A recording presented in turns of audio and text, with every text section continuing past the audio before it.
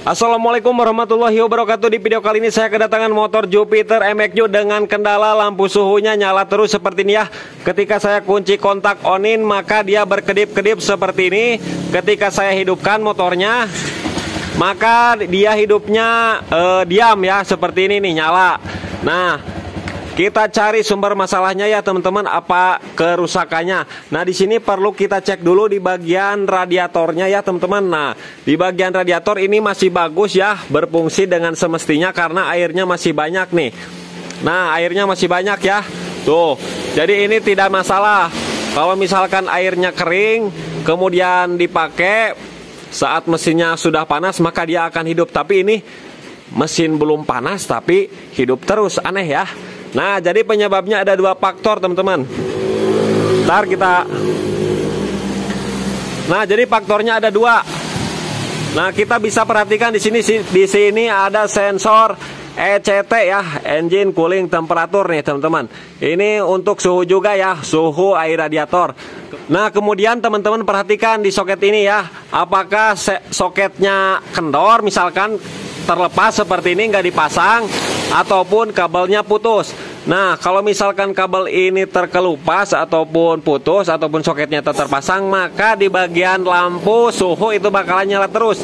Tapi ini tidak ya, ini masih rapat sempurna teman-teman, masih mengunci nih. Tuh, tadi kan masih mengunci. Kemudian yang kedua tinggal kita cek di bagian sensor TPS ya. Nah, yang ada di karburator. Nah, perhatikan sensor ini teman-teman. Nah, dan ternyata di bagian sensor TPS ini kendor soketnya ya teman-teman. Tuh, bisa kita lihat sendiri, tinggal kita congkel pakai obeng nih.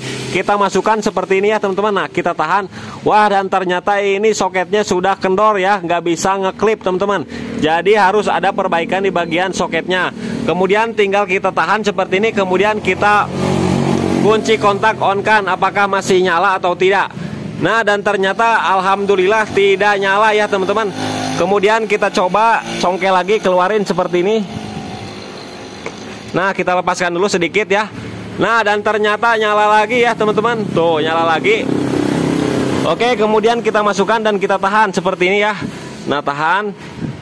Nah, ini sudah mati ya teman-teman. Kita coba hidupkan, apakah masih hidup enggak lampunya.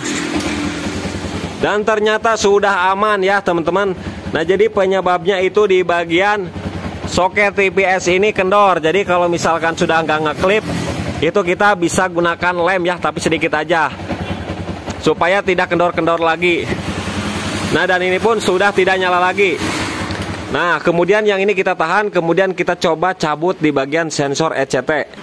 Nah, kita cabut ya. Ini kan sudah kita tahan nih. Saya minta bantuan sama teman nih.